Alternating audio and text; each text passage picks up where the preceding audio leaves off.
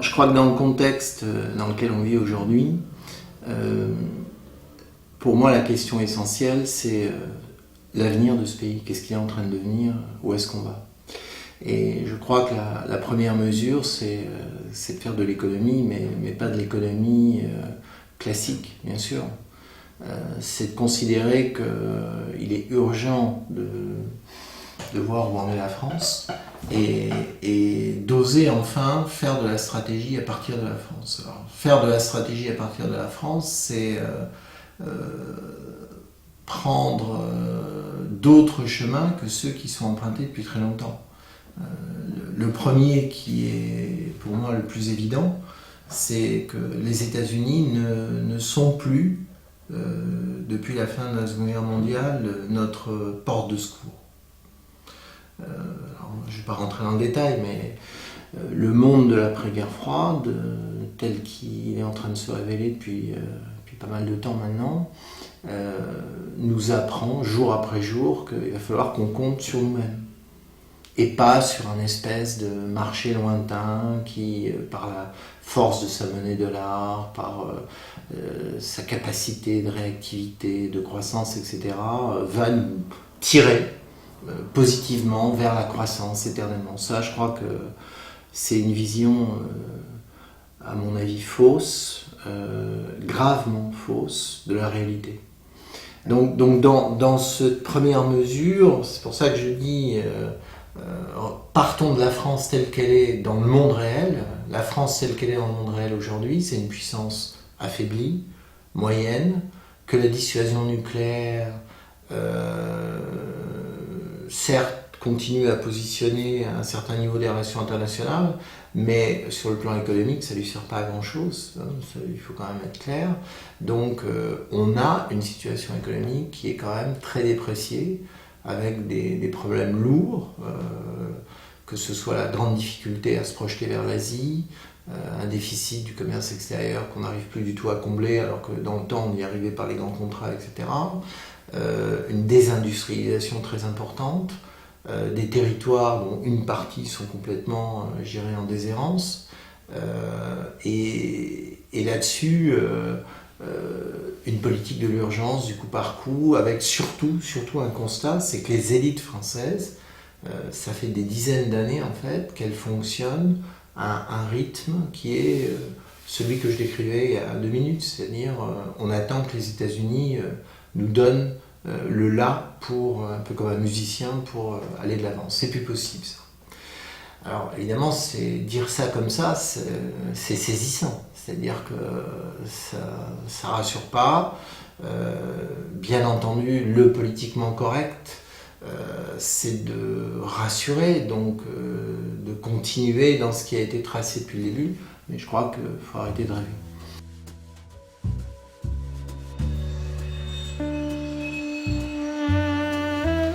Moi, je crois que je créerais, comme aux États-Unis, un conseil de stratégie économique. J'oserais l'appeler tel quel, c'est-à-dire il y a une urgence absolue à se dire voilà où on est la France en 2010, voilà quels sont en gros ses points forts, ses points faibles, voilà l'exact, je dirais, état des lieux dans le domaine industriel. Quelles sont nos priorités absolues? Et là, on n'est pas sur les problèmes de quelle somme en millions d'euros on va mettre sur tel ou tel pôle de compétitivité, c'est pas ça, hein. C'est d'avoir un vrai tableau de bord pour bien prendre en compte la situation de la France. Alors, tout à l'heure, je parlais des États-Unis, mais je rajoute un mot, c'est-à-dire la situation de la France aussi, bien entendu, dans l'Europe. Ce qui veut dire que ce tableau de bord, qui existe de manière totalement dispersée, classique, n'existe pas. Et on ne sait pas aujourd'hui, on n'a pas une decision room avec un mur d'écran dans un lieu à l'Élysée où on va voir l'état exact de nos dépendances énergétiques, tous les problèmes d'approvisionnement, les corrélations avec nos lieux, géographique de ressources potentielles, les matières premières, nos positionnements par rapport à ça, les entreprises qui, de près ou de loin, ont encore un lien avec ce pays et qui nous permettent d'évaluer ce qu'on est capable de ramener. Enfin bref, une prise en compte très opérationnelle de la situation économique. Ce genre de système n'existe pas. C'est vraiment un problème pour moi essentiel. Or, on a tout à fait les capacités technologiques, je parle de technologie de l'information, de le créer, deuxièmement, d'avoir accès à cette information, d'avoir une vision très très claire de la situation de la France, mais au sens, je le répète, stratégique du terme, et ensuite de pouvoir commencer à parler vrai, c'est-à-dire le parler vrai, c'est comme peut le faire le président des États-Unis, ou je vais être un peu cynique, ou le président chinois, ou le président russe, ou le président indien, c'est-à-dire que l'avenir de la France, c'est d'abord ce que la France est. Dans l'Europe, certes, parce qu'elle a signé des traités, mais ça ne suffit pas, puisque l'Europe est en devenir et est une zone qui nous a apporté, bien entendu, beaucoup, mais qui est en grand danger actuel, pour tout un tas de raisons. Et donc, il est urgent de connaître la situation de la France. Et pour ça, bien entendu, il faut un système qui n'existe, j'insiste, qui n'existe pas.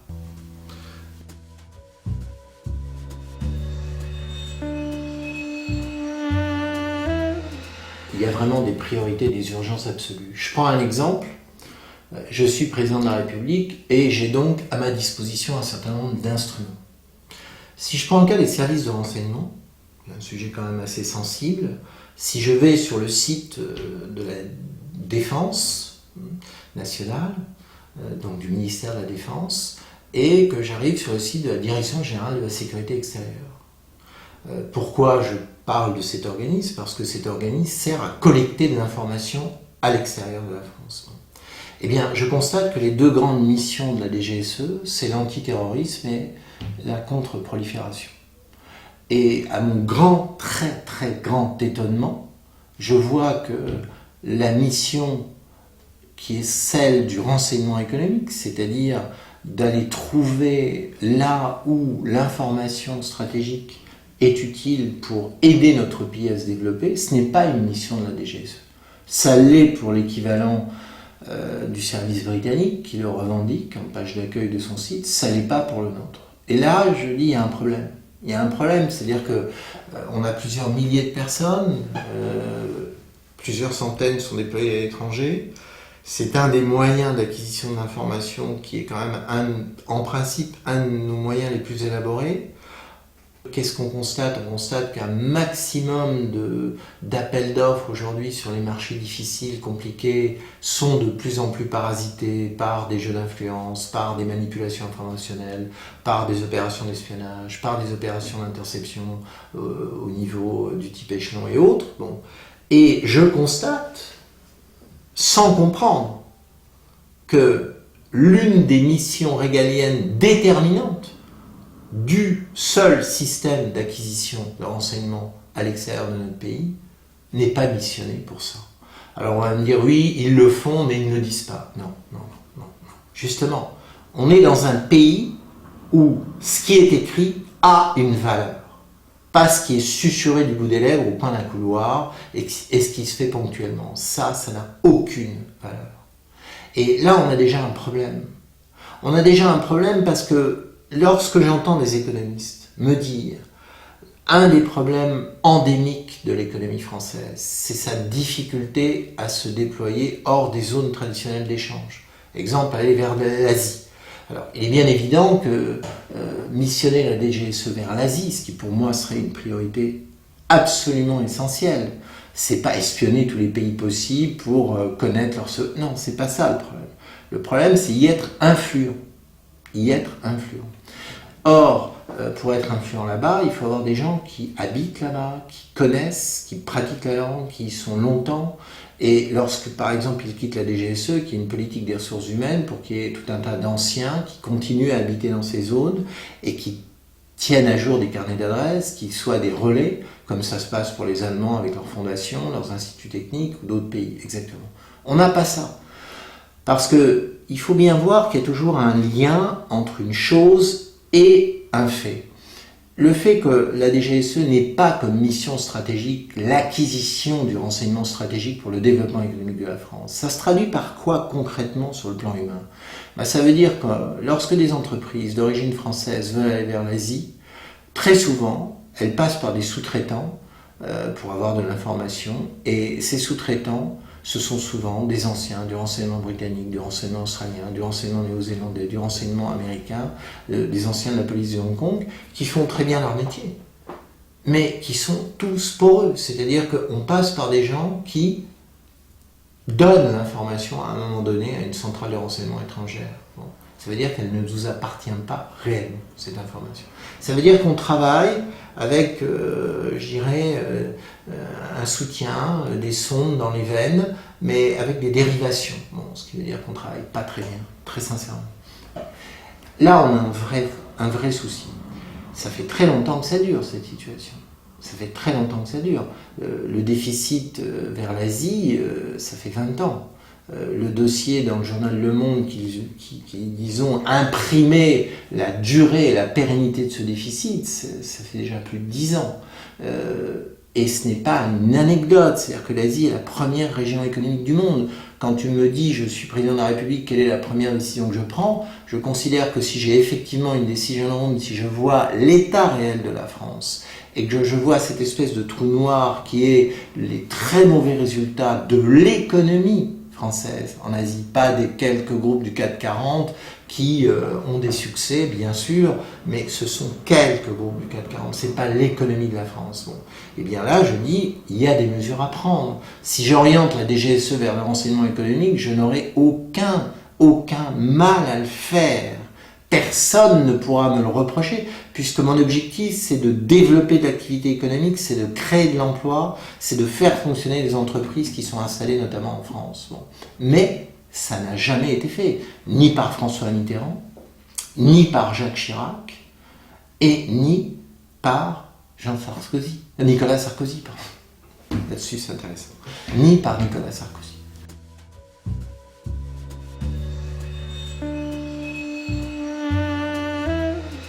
Alors ça, c'est une question importante parce qu'en fait, aujourd'hui, on voit bien qu'il y a deux enjeux économiques. Il y a le marché et tout ce qui en découle, et il y a les territoires.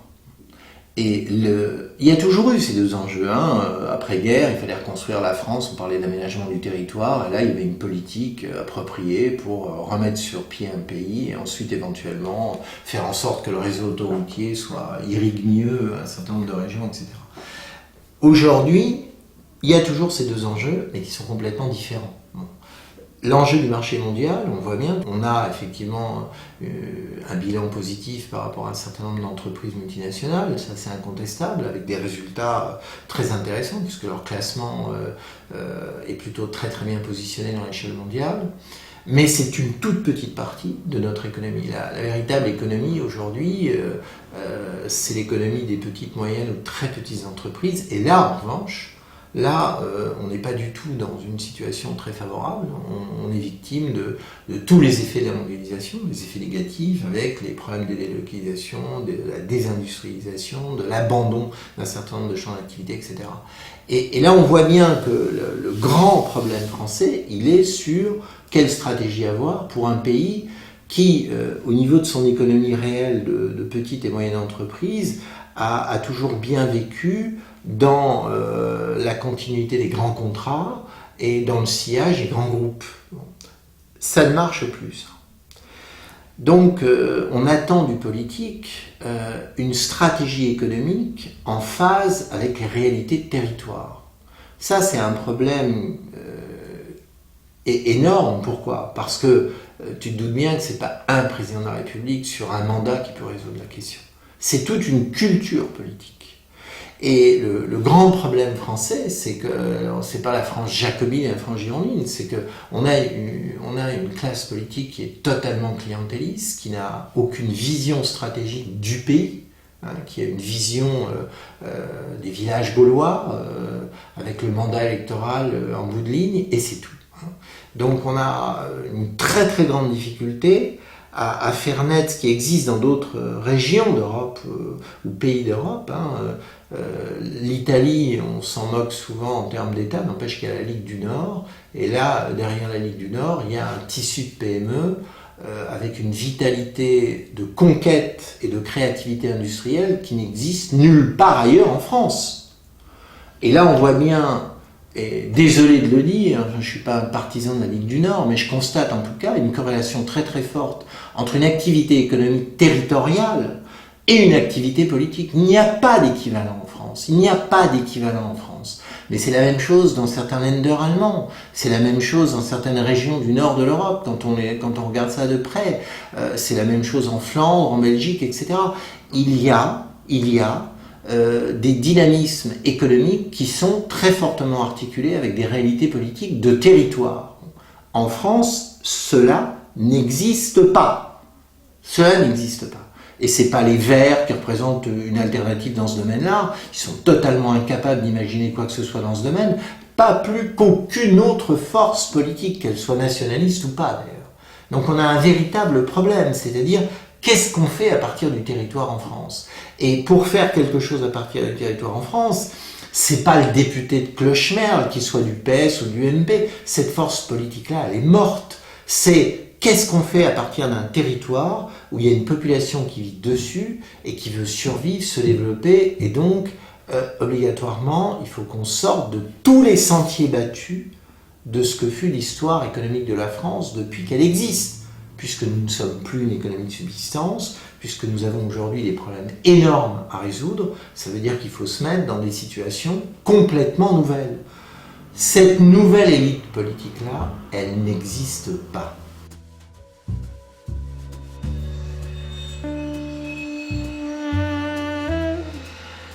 Alors les pôles de compétitivité, c'est un petit pas de danseuse qu'on a récupéré en regardant un peu comment faisaient les Américains, mais c'est rien par rapport à ce qu'il va falloir qu'on réalise nous. Encore une fois, quand je reprends mon exemple du territoire, l'objectif c'est qu'une population comprenne que sur son territoire, il va devoir falloir créer, faire de la stratégie, survivre. Si on reste dans la configuration actuelle, c'est-à-dire le centralisme parisien, la France telle qu'elle existe depuis 2000 ans, on n'y arrivera pas. C'est une évidence. Et on le voit déjà. On voit déjà comment, effectivement, des zones entières en France, soit sont en pleine désertification, sans aucune chance d'ailleurs de rebond économique. On voit très bien comment le sud de la France évolue, etc. Enfin, je ne vais pas rentrer dans le détail, tout le monde sait ça aussi bien que moi. Non, le vrai problème, c'est qu'on ne peut pas continuer comme ça. On ne peut pas continuer comme ça. C'est vrai qu'il y a une jeunesse qui a envie éventuellement d'exister, de créer, de tirer le maximum d'atouts de son intelligence collective, de sa culture, etc.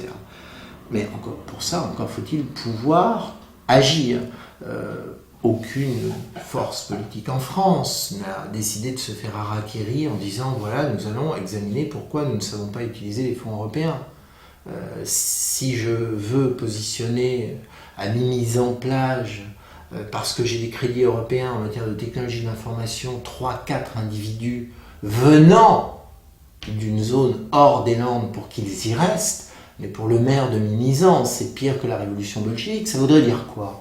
Ça voudrait dire qu'il se donne le mal, d'abord que les gosses de ces enfants-là ne soient pas traités de sales parigots dans l'école communale. Ça veut dire que l'esprit landais, qui est tout sauf ouvert, qui est un esprit très replié sur lui-même, sorte un peu de sa culture de base, du club de rugby, de la papeterie d'à côté, et de la méfiance vis-à-vis de l'extérieur. Bon, ça veut dire que c'est un gros travail, c'est un véritable engagement politique, que le maire de cette municipalité était totalement incapable de prendre, ni intellectuellement, ni en termes de courage, ni en termes de, je dirais, d'aura politique. Bon, c'est même pas la peine d'en parler. Bon. Donc, on est là sur la réalité, c'est-à-dire que greffer 3 étrangers, et là je parle pas de gens qui viennent de l'autre côté de la Méditerranée, je parle d'ingénieurs informaticiens, dans une zone comme Mimizan pour arriver à capter des crédits européens.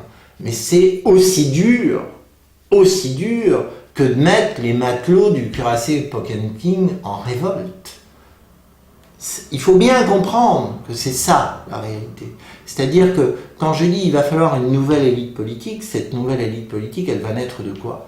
Elle va naître de la situation de la France. Et la situation de la France, elle est ce qu'on sait aujourd'hui. C'est-à-dire un pays qui est exsangue financièrement, qui n'a pas d'élite politique, je le répète, pour faire de la stratégie sur nous devons sortir de nos gonds. Nous n'avons pas d'autre alternative que de sortir de nos gonds. Nous devons trouver des chemins comme en Italie du Nord, trouver des chemins comme en Bavière, où on parle très peu l'anglais et où on exporte énormément. Tiens, c'est marrant ça. On parle très peu anglais en Bavière et on exporte énormément. Ah bon, alors ils utilisent des sourds, muets, aveugles. Intéressant comme petit détail, d'accord? Bon, donc il y a des zones en Europe où il y a des gens très dynamiques, où il y a des gens qui se battent, où il y a des gens qui créent de la richesse, où il y a des gens qui sont justement dans des contextes de territoire avec des volontés à la fois politiques, mais aussi ils savent ce qu'ils font ensemble. Alors ça, c'est l'autre sujet. C'est quoi la France aujourd'hui? Et là, on entre sur le sujet qui fâche. C'est-à-dire que le problème de la France, c'est que pendant plusieurs milliers d'années, c'était un pays rural. Quand on a assez de ressources pour se nourrir sur un territoire, c'est extraordinaire. On survit, et on fait plus que survivre, on s'enrichit. Aujourd'hui, c'est plus le cas. Seulement, la France a gardé cette trace de ruralité dans son cerveau reptilien avec une pesanteur énorme, énorme. Mais la France aujourd'hui, c'est encore un quart de France rurale, telle qu'elle a existé depuis des millénaires, et puis le reste, c'est une France en mouvement, avec des populations diverses et variées. On sent bien qu'il n'y a plus d'unité depuis longtemps. Avec quand même un problème, qui est excessivement grave. C'est que, là je ne fais encore une fois que constater la réalité. C'est-à-dire que de plus en plus, on s'éloigne d'une autre unité, d'une recherche d'autre unité.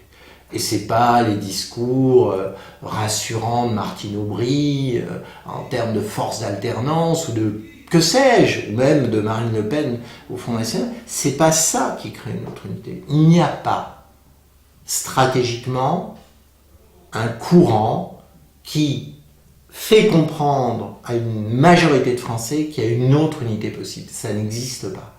Ça veut dire quoi? Ça veut dire qu'on va mettre des cataplasmes sur des jambes de bois. Donc ça ne marchera pas. Obligatoirement, ça ne marchera pas. Le vrai défi de la France aujourd'hui, il est très simple. C'est que nous sommes obligés de trouver une autre forme d'unité, que nous n'avons pas la classe politique pour la trouver, nous n'avons pas su la créer, parce que pendant des dizaines d'années, nous avons cru que le monde était guidé par une locomotive qui s'appelle les États-Unis d'Amérique et qu'il suffisait d'être dans son sillage pour réussir sa vie dans l'individualisme et dans l'épanouissement de ses enfants, etc. C'est fini. Et maintenant, on découvre que la locomotive, elle s'éloigne, elle regarde plutôt vers l'Asie que vers l'Europe, et il va falloir qu'on en crée une nous-mêmes. Et cette pseudo-locomotive européenne, qui était un tellement bel ersatz par rapport à toutes les douleurs qu'on avait vécues au cours du XXe siècle, eh bien, elle est très poussive. Elle est plutôt inquiétante. On voit bien que la Maison Europe a été construite n'importe comment, on voit bien qu'on y a fait rentrer des gens qui n'étaient pas du tout au niveau pour y rentrer, etc. Et on voit bien que la richesse s'essouffle. Ce qui veut dire qu'on a un problème. Le problème, c'est qu'on n'est pas prêt avec une nouvelle élite politique, on n'a pas encore cette lucidité de se dire on n'a pas d'autre choix que de penser France stratégiquement, puisqu'on en est là, et qu'il faut arrêter de se bercer de phrases creuses et sans sens qui consistent à dire « mais l'Europe ». Rappelons-nous ce que sur ce plan-là De Gaulle pouvait dire. Donc il y a un énorme souci. Et on a presque l'impression que finalement le seul avenir de la France, c'est d'être un peu un point géographique incontournable. Et comme c'est un point géographique incontournable, alors vu sous l'angle le plus positif, une zone touristique, vu sous l'angle le plus négatif, un carrefour tel qu'on ne peut pas le perdre, on aura toujours de l'armée américaine pour remettre de l'ordre si un jour il le fallait, ou disons une espèce de consensus mou d'Edredon pour faire arriver des crédits pour que dans telle banlieue finalement ça puisse se maintenir plus ou moins bien, etc. Ça ne marchera pas comme ça. Parce que je crois que le monde a évolué aujourd'hui de manière très rapide. On sait très bien que la Chine a d'autres chats à fouetter que de savoir si la police arrive à maintenir l'ordre en Seine-Saint-Denis. Je crois que M. Poutine a d'autres chats à fouetter que de savoir effectivement si les intérêts russes sont bien protégés en France, même si ça lui tient à cœur, notamment à travers cette nouvelle cathédrale qui va être bâtie. Je pense même que l'Allemagne a d'autres chats à fouetter que de savoir si nos agriculteurs pourront toujours produire les produits qui nous tiennent à cœur, nous Français, en termes de mode de vie. Donc on a un vrai problème. Et tout le monde le sait, hein, c'est la population française, arrêtons de lui jeter des lauriers, son bon sens populaire, sa grande vision pacifique, on l'a vu en 1938, qui a été une vision absolument remarquable hein, sur la suite des événements.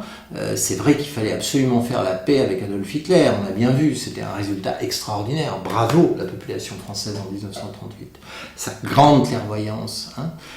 Donc on sait très bien que cette population-là, elle est dans la politique de l'autruche. Elle ne veut pas voir la réalité en face. Et la réalité, c'est quoi? C'est qu'elle va devoir, que ça lui plaise ou non, prendre son destin en main. Et le pire de tout, c'est que ça ne pourra pas se faire comme on pouvait le croire, dans le plus bel opportunisme, parce que tout le monde va se jeter dans les bras, parce qu'une belle équipe de France porte je ne sais quel... Non, c'est fini tout ça. C'est fini. C'est un pays qui est divisé. Les gens qui vont remettre peut-être ce pays sur pied ne feront pas plaisir à tout le monde. Donc ça va se passer maintenant dans le rictus, dans la douleur, dans le combat, et ça va mal se passer dans un certain nombre de domaines. Et il faut être capable de regarder ça. Il faut arrêter de croire, je dirais, les 10 heures de bonne aventure. Les 10 heures de bonne aventure, ils ont arrêté leur cinéma avec l'équipe de France de football cette année. J'ose espérer qu'on a compris le message. C'est-à-dire que cette bande de clowns qui depuis 20 ans nous pollue la tête avec, je dirais, de la compresse sociétale sur le petit cerveau pour qu'il n'y ait pas trop d'ébullition, elle est out. Et c'est pas le pauvre monsieur Blanc qui changera quoi que ce soit au film. Ce scénario est terminé. Il a été usé à la corde, il est terminé. Il n'y a plus de légitimité pour ce pseudo-rêve collectif. Alors, qu'est-ce qui reste? Qu'est-ce qui reste? Il va falloir la lucidité.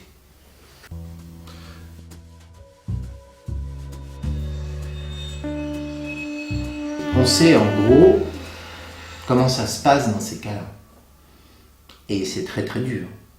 Quand il y a des situations comme ça, historiquement, il suffit de relire les événements, les pays qui ont remis l'ordre en place l'ont fait en tirant dans la foule. Appelons un chat, c'est la réalité. Qui maintient l'ordre par la force, c'est celui qui se fait craindre en ouvrant le feu. Je dis les choses telles qu'elles sont. Là, je ne me drape pas dans je ne sais quelle circonvolution de sociologue, de France Culture ou du magazine C'est dans l'air. Non, je dis les choses telles qu'elles sont. Bon. Ce n'est pas à l'ordre du jour en France. Donc on va essayer de maintenir l'ordre en utilisant tous les moyens possibles pour ne pas en arriver là. Espérons qu'on arrive pendant longtemps à maintenir l'ordre comme ça. Mais le jour où on n'y arrive plus, je crains, hélas, et c'est la crainte principale des autorités actuelles, c'est-à-dire que les forces de l'ordre, lorsqu'elles auront plusieurs membres tués par des tirs d'armes de guerre, les autorités politiques de ce pays savent très bien qu'elles ne sont absolument pas certaines de se faire obéir sur le terrain. par des gens qui, parce qu'ils en auront assez, riposteront avec leurs propres armes. Donc, la France actuellement, dans son contexte, c'est un contexte d'une hypocrisie extraordinaire. Pourquoi? Parce qu'il n'y a aucune force qui veut aller à l'affrontement, réellement.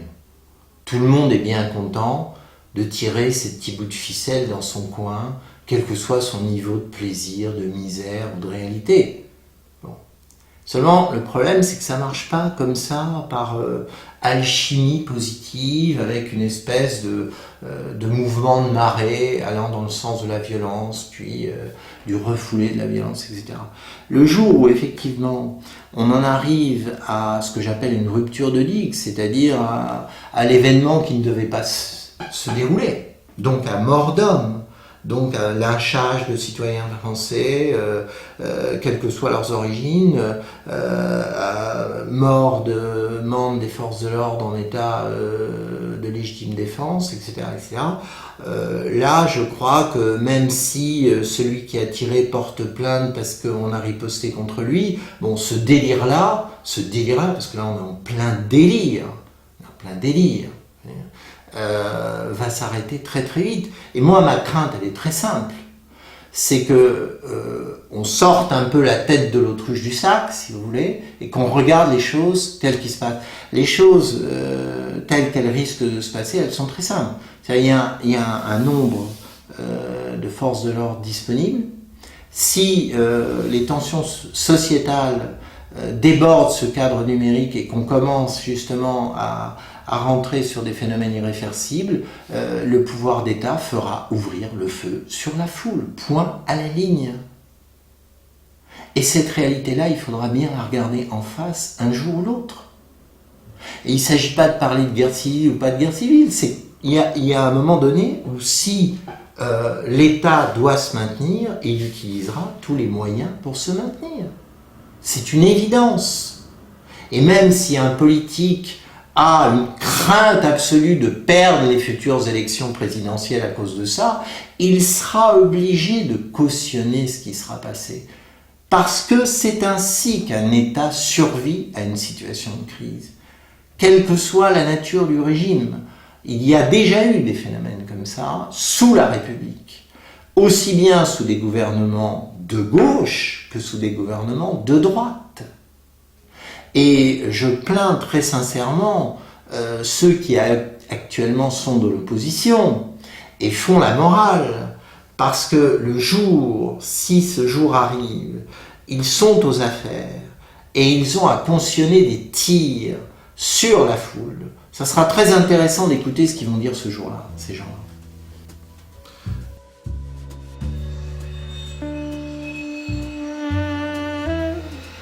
La France a cet héritage extraordinaire d'avoir pu vivre, à la différence de beaucoup d'autres peuples, avec cette qualité dont tu parles. Pourquoi? Parce que, je le répète, c'était une économie de subsistance. Quand on faisait un cours d'histoire moderne, il y a un certain temps, on apprenait ce qu'était l'économie de subsistance française. Et l'économie de subsistance française, elle reposait justement sur la capacité de ne pas mourir de faim, en fait, grâce à une chance extraordinaire due au mélange des climats, due à la composition des sols, les capacités agricoles, etc., etc. Donc, je suis parfaitement d'accord avec toi. Une des chances de la France de très long terme, c'est l'art de vivre, c'est de composer avec un certain nombre de situations. Et là, il y a des enjeux énormes dans le domaine agroalimentaire et de l'agriculture. L'objectif, c'est pas simplement de nourrir la planète, bien sûr, celui-là en est un prioritaire, mais c'est aussi dans quelle finalité. Est-ce que c'est en donnant à manger n'importe quoi, ou c'est au contraire, est-ce que c'est petit à petit éduquer l'homme dans un certain type de rapport aux choses? Ça, c'est une des vraies vocations d'un pays aussi petit soit-il. Nous ne sommes plus grand-chose aujourd'hui. Mais nous avons cet héritage énorme, comme tu dis, de la qualité, qui ne porte pas que sur la nourriture, parce que l'héritage linguistique, l'héritage culturel, l'héritage de la matrice qu'on a grâce à la langue, au mode de pensée, à toute notre histoire littéraire, artistique et autres, depuis des siècles et des siècles, Là, effectivement, on a une originalité et il ne s'agit pas d'être plus prétentieux que les autres. On a cette capacité d'échanger, on a cette capacité de respecter les autres aussi, d'aller à leur contact et de créer. Bon, je sais qu'à l'UNESCO, on parle beaucoup d'une diversité culturelle, un terme un peu abstrait, mais on peut effectivement, un peu comme une tapisserie, faire en sorte que cette culture humaine soit une belle tapisserie et non pas mangée par les mythes du racisme ou de je ne sais quoi d'autre. Donc il y a un véritable enjeu, oui, mais encore une fois, on est dans la stratégie. C'est pas au Festival d'Avignon qu'on voit la qualité en ce moment. On voit le n'importe quoi. Mais on voit le n'importe quoi, pourquoi ? Parce que dans le monde culturel, à force de faire du clientélisme, à force de favoriser les copains des copains parce qu'ils sont de tel parti politique, de telle idéologie, etc., on est arrivé au n'importe quoi. Il faut voir la réalité en face. C'est-à-dire que si la France a commencé à avoir un niveau de culture qui a commencé à chuter, c'est parce qu'on a mélangé plusieurs choses. On a mélangé la créativité avec la survie. Alors il faut dire que la droite n'a certainement pas rendu service à la gauche en ayant elle-même une volonté de vampirisation, de crédit, de poste, etc., etc. Mais tout ça a été de l'anthropophagie réciproque, c'est-à-dire que la droite n'a pas servi la gauche et la gauche a encore moins servi la droite. Le perdant dans l'histoire, c'est la France, c'est pas la gauche et la droite. On s'en moque de la gauche et de la droite. Le perdant, c'est la France. C'est-à-dire que c'est vrai que la culture française, et je suis pas le premier à le constater, est en déclin depuis longtemps pour tout un tas de raisons. Et une des raisons même de ce déclin, si on observait à la loupe, l'attribution d'un certain nombre de sommes d'argent, ne serait-ce qu'au Centre national du cinéma, etc., on verrait bien qu'on entretient des clans, des clans idéologiques, etc., avec le résultat, bon, on va nous dire, ah, mais le cinéma français existe toujours. Oui, mais enfin, regardons-le quand même bien en face. Il y a quand même un problème. Donc, effectivement, je suis moi complètement sur ta ligne qui consiste à dire la qualité, c'est le fil conducteur de notre stratégie globale. Qualité sur la vie, qualité sur l'environnement, qualité sur énormément de choses. Et sans vouloir faire la morale au monde, parce que notre problème il est là, c'est-à-dire que dès le moment où on part sur ce genre de choses, on croit qu'on est investi d'une sorte de mission spirituelle et auquel cas on est lavé de tout soupçon et on peut faire... Non, je crois qu'on est tous sauf des donneurs de leçons. On en parlait une autre fois. Réseau Ferré de France se revendique d'une entreprise de développement durable. C'est une entreprise catastrophique en matière d'entretien des voies, de ramassage des déchets, etc. Et bien entendu, ils ne voient pas, c'est pas leur problème. Ils voient comme un avion passe au-dessus d'une voie ferrée. Donc, il est clair qu'il y a un enjeu très important. Mais cet enjeu, c'est pas le Grenelle de l'environnement. C'est pas une nouvelle catégorie politique qui cherche de la rente de situation qu'on appelle les écologistes. C'est pas Daniel Cohn-Bendit. Faut arrêter avec les potiches sorties du musée de Grévin. C'est fini, ça. S'il y a un enjeu stratégique, c'est vraiment qu'est-ce qu'on fait sérieusement, qu'est-ce qu'on bâtit, qu'est-ce qu'on crée, pas ce qu'on fait semblant de dire. Ça c'est la Commedia dell'arte revue à la sauce 68 Ards, c'est à jeter, elle n'a aucun intérêt. Donc ça veut dire qu'on est sur des dossiers très sérieux. Les dossiers très sérieux, pour ça, il faut des gens qui aient envie de se battre. Il faut des gens qui mettent leur avenir dans la balance, pas une rente de situation d'un pseudo-parti ou d'un futur retraité. C'est pas ça. C'est je me bats pour quoi ? Qu'est-ce que je fais ? Comment je défends une cause? Jusqu'où ça me mène? Qu'est-ce que je suis capable réellement de faire? Si je suis une compagnie pétrolière et je fais de l'exploitation sous-marine, je sais que ça va me coûter très cher de percer 2 puits de secours. Mais si je ne le fais pas, je ne peux pas me revendiquer du développement durable. Par exemple. Bon. Donc, dès qu'on regarde les choses de manière un peu plus précise, là on ne fait pas du blabla comme Cohn-Bendit, on est dans la réalité. Il y a des enjeux financiers, il y a des choix, on ne peut pas tout faire. Et là, on est dans le dur, on n'est pas dans le mou. Et l'objectif aujourd'hui en France, c'est d'être dans le dur, justement. C'est commencer enfin à parler de choses sérieuses.